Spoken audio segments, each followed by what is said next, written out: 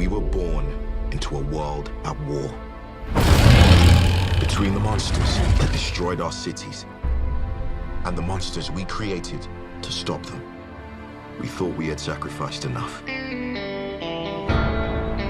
But the war we thought we finished is just beginning.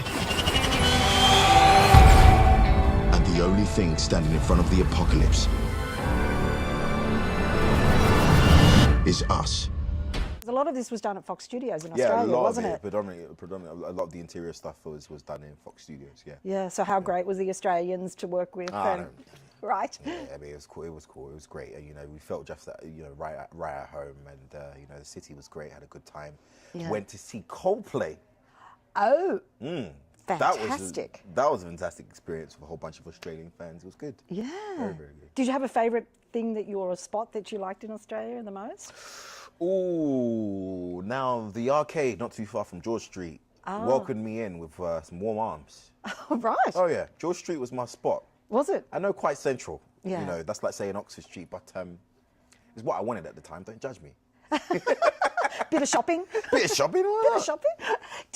I mean, your face is so familiar now from Star Wars. Do you get stopped in the streets? I mean, what is it like for you now? To be honest with you, you know, not as much as I would have anticipated or I was told I would. So yeah.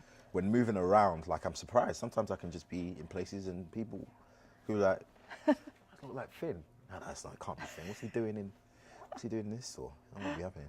Go to places where they don't expect you. They really won't expect you. They'll be like, yeah, it's not him. Wow. Well, it's good that you can have a little bit of anonymity still. Yeah. But going from one sci-fi experience to another, why did you want to return to the genre in a way? I've always done the genre. My first ever feature film was a sci-fi film, and I've loved exploring different genres at different times. I had done Star Wars 8 sci-fi, then I'd gone on to drama with Detroit, and I just felt to go back to sci-fi. There's a happiness that I feel in this genre, and the opportunity for my company to produce this film also stood as something that felt like, you say no, you know, it's not a great move, but saying yes to this was essential, you know.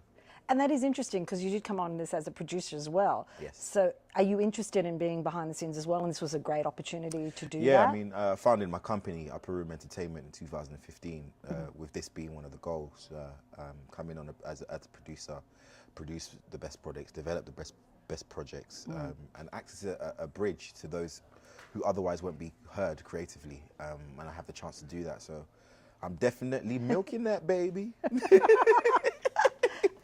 Well, as a producer and as the star of this, I mean, this is a film that is a sequel to a vision from Guillermo del Toro. Yes. So big shoes to fill. Do you think this is a great way to follow on from his original vision? Yeah, definitely. I really, really do think. I mean, because it's ever evolving, and the one thing I love about, because they're two completely separate, different tones. That's not, that's the blatant thing.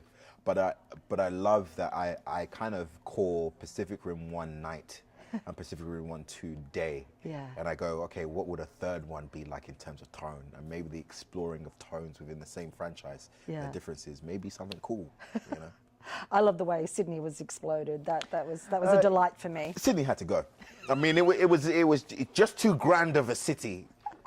Annihilated. Exactly. Right. Can't be that beautiful. You got to get rid of it. Can't be that beautiful, Sydney. Exactly. Okay. Great. Delightful to talk to you. Thank you so much. Thank you. Thank you. Bye bye.